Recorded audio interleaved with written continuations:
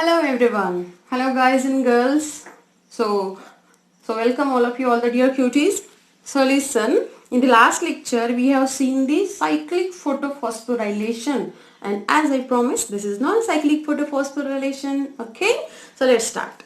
So photosynthesis chloroplast के अंदर हो रहा है, जो कि लीफ के अंदर जो स्टोमेटा है वहां पे क्लोरोप्लास्ट. ओके, अगर हम लीफ का ट्रांसफर सेक्शन देखते हैं तो उसमें okay, obviously in the last lecture I have discussed about it. Okay, so leaf के अंदर जो क्लोरोप्लास्ट है वहां पे क्लोरोप्लास्ट के अंदर डिस्क लाइक ग्राना के डिस्क लाइक स्ट्रक्चर है.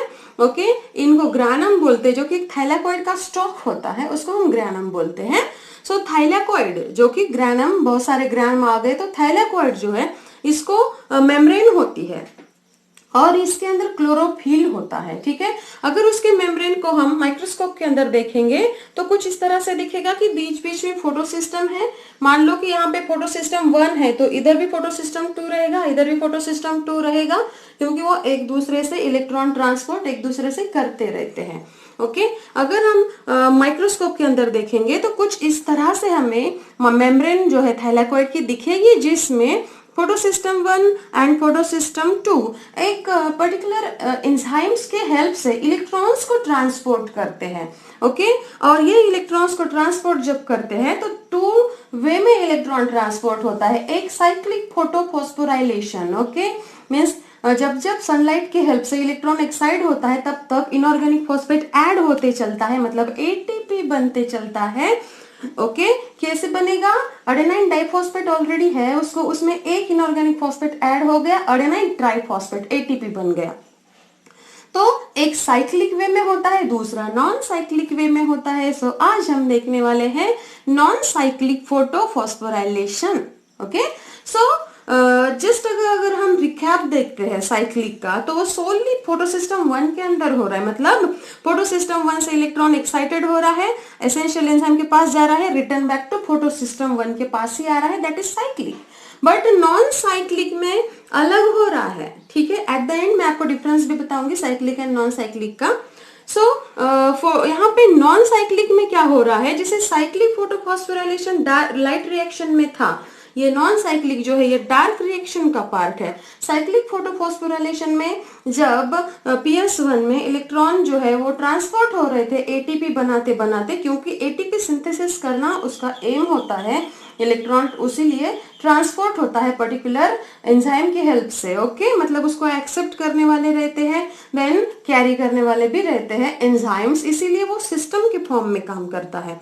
तो यहाँ पे नॉन साइक्लिक में क्या हो रहा है कि जो ऑलरेडी बनी हुई एनर्जी है PS1 के थ्रू साइक्लिक फोटोफॉस्फोराइलेशन के अंदर, the energy which is previously produced now, energy कहाँ पे प्रोड्यूस हुई है? In the light reaction. The energy which is previously produce in the light reaction is now utilised to fix the CO2 into carbohydrate.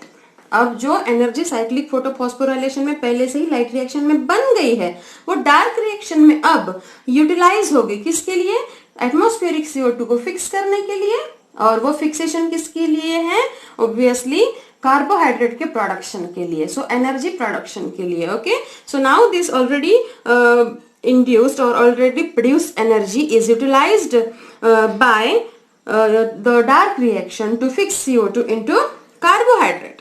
Okay, so non cyclic photophosphorylation के अंदर simple एक, ये तो मैंने ऑलरेडी आपको previous lecture में explain किया था, बट स्टिल यहाँ पे आपके सामने है डायग्राम. ठीक है, कि किस तरह से सनलाइट के जो फोटॉन्स है, packet of energy, okay, bundle of energy, उनको फोटोन बोलते हैं, वो इंसिडेंट जब जब होते हैं तब तक फोटोलिसिस ऑफ वाटर होता है, मतलब वाटर ब्रेकडाउन होता है, स्प्लिट होता है, अलग अलग हो जाता है, HNO ऑक्सीजन. देन ये जब जब इंसिडेंट होगा तब तक इनको ये इलेक्ट्रॉन एक्साइटेड होते हैं और उनको कैरी करके ले जाने वाले एंजाइम्स होते हैं. तो नॉन साइक्लिक के अंदर क्या होता है कि इसी का पार्ट, ये डायग्राम बी है जो हम इलेबोरेट कर रहे हैं, यहाँ पे एक्सप्लेन कर रहे हैं. सो डायग्राम बी के अंदर देखो कि ये जो क्लोरोफिल मॉलिक्यूल्स है उसके ऊपर जब जब सनलाइट इंसिडेंट होगा तब 2 इलेक्ट्रॉन एक्साइटेड हो जाएंगे. इन इलेक्ट्रॉन को जो डिफरेंट एक्सेप्टर्स है वो एक्सेप्ट करते हैं, जो जो जहां जहां से वो जो जो उसको एक्सेप्ट करता है वहां वहां से इलेक्ट्रॉन का पाथ बन जाता है, so that's why it is a path of electron.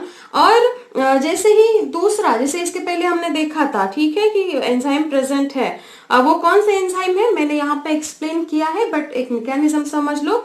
Enzyme ने एक्सेप्ट किया उसको, जब भी एक्सेप्ट किया तब एडीपी को इनऑर्गेनिक फॉस्फेट आके मिला और एटीपी बन गया। एटीपी बनने के बाद जो दूसरे एंजाइम यहाँ पे थे, ठीक है, लाइक NADPH, इसमें जो वाटर ब्रेकडाउन हो चुका था उसमें का हाइड्रोजन आके इसको मिल जाता है, ये NADPH बन जाता है।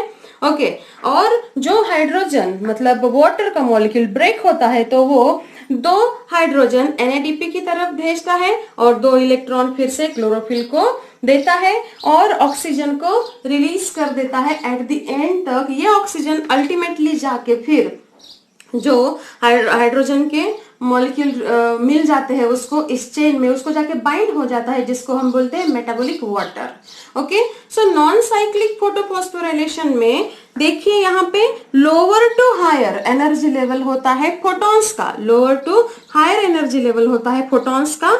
सो जब भी सनलाइट, अब यहाँ पे ऑब्वियसली PS221 122 221 122 इस तरह से चलता है ETS मतलब electron transport system.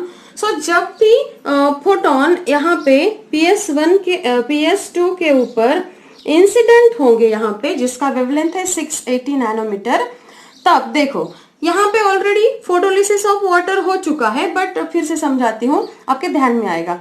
Photolysis of water जो कि क्योंकि ये 4 इलेक्ट्रॉन्स है यहाँ पे, ठीक है, ये 4 इलेक्ट्रॉन फोटोलिसिस ऑफ वाटर जिसमें 4H पॉजिटिव मतलब 2 मॉलिक्यूल है वाटर के, ठीक है। अब ये इलेक्ट्रॉन प्लस फोटोन जब PS2 के ऊपर इंसिडेंट होंगे तब 4 इलेक्ट्रॉन एक्साइटेड हो गए। इन इलेक्ट्रॉन को सबसे पहले प्लास्टोक्विनोन ने एक्सेप्ट किया और जैसे ही एक्सेप्ट किया यहाँ पे ATP बन गया। अब ये जो ATP बना है ये प्रोटॉन के मोटिव फोर्स से बना है, ठीक है, due to motive force of proton, यहाँ पे वो ATP बना है। आगे ये 4 इलेक्ट्रॉन साइटोक्रोम कॉम्प्लेक्स के पास जाते हैं, साइटोक्रोम कॉम्प्लेक्स उनको प्लास्टोसाइनिन के पास भेजता है, प्लास्टोसाइनिन जो है अल्टीमेटली उसको PS1 के पास सेंड करता है। सेम मैंने यहाँ एक्सप्लेन किया है, व्हेन जब फोटोन इंसिडेंट होगा यहाँ पे 680 नैनोमीटर पे, ये 4 electron plastoquinone to cytochrome complex, जब वो 4 इलेक्ट्रॉन एक्साइटेड होते हैं फोटोलिसिस ऑफ वाटर हो जाएगा, ब्रेकडाउन ऑफ वाटर मॉलिक्यूल हो जाएगा, और जब वो साइटोक्रोम कॉम्प्लेक्स के पास गए तो देखिए दोनों हाइड्रोजन के जो मॉलिक्यूल है वो मेम्ब्रेन से दूर हो गए, है वो क्लोरोप्लास्ट के अंदर ही बट मेम्ब्रेन से दूर हो गए। ओके, आगे साइटोक्रोम उसको प्लास्टोसाइनिन के पास सेंड करता है, प्लास्टोसाइनिन अगेन उसको फोटोसिस्टम 1 के पास सेंड करता है जिसका नैनोमीटर है 700, जिसका वेवलेंथ है 700 नैनोमीटर। और जैसे ही ये 4 इलेक्ट्रॉन यहाँ पे गए, अगेन मतलब फोटोन ही है आफ्टर ऑल, वो ये एक्साइटेड हुआ, एक्साइट होने के बाद फेरोडॉक्सिन, जो कि मैंने FD के फॉर्म में भी लिखा है, फेरोडॉक्सिन के पास जब भी गया ये, तब यहाँ पे NADPH जो है ये NADPH2 आप देख सकते हो यहाँ पे एंजाइमेटिक जो हाइड्रोजन है वो ऐड हुआ। अब यहाँ पे आपको क्या समझ में आया कि PS2 से इलेक्ट्रॉन निकला, PS1 के पास गया, रिटर्न PS2 के पास नहीं आया। अगर रिटर्न आता है तो साइक्लिक हो जाता, बट रिटर्न नहीं आया ये electron transport system, that's why it is non cyclic. So in this case, the lost electron, 4 electron, the lost electron by photosystem 2, which is 680 nanometer. Okay, so the lost electron by PS2 are occupied by PS1. जो electron PS2 excited होके lost कर दे रहे हैं, छोड़ दे रहे हैं membrane में, उसको कौन ऑक्युपाई कर रहा है? PS1, and are not reverted back to PS2, that's why non cyclic. It means, इसका दूसरा मतलब क्या होता है कि इलेक्ट्रॉन एक यूनि डायरेक्शन में आगे ही आगे चलते जा रहे हैं, ठीक है, आगे ही आगे चलते जा रहे हैं। That is the movement of electron is unidirectional and not reverted back to the original excited position, that is non cyclic manner. Okay, so इस तरह से PS2 से वन तक, ठीक है। अगेन वन से अगर टू तक जाता है तो वो भी नॉन साइक्लिक, वन से वन तक आता है तो साइक्लिक, टू वन से टू तक जाता है तो नॉन साइक्लिक। तो इस तरह से पूरे मेम्ब्रेन में इलेक्ट्रॉन का ट्रांसपोर्टेशन चलते जाता है, एटीपी बनते जाता है। ओके, ओनली डिफरेंस क्या है अब नॉन साइक्लिक में और साइक्लिक में? साइक्लिक जो है वो टोटली पीएस वन में हो रहा है, इलेक्ट्रॉन वहीं से एक्साइटेड होकर उसी के पास रिटर्न जा रहा है और एटीपी बना दे रहा है। बट नॉन साइक्लिक में इलेक्ट्रॉन रिटर्न नहीं आ रहा। Okay, so that's all about the non-cyclic photophosphorylation. Okay, so thank you for watching, so and keep supporting, and if you like my explanation then share it, like it, subscribe it. Thank you so much.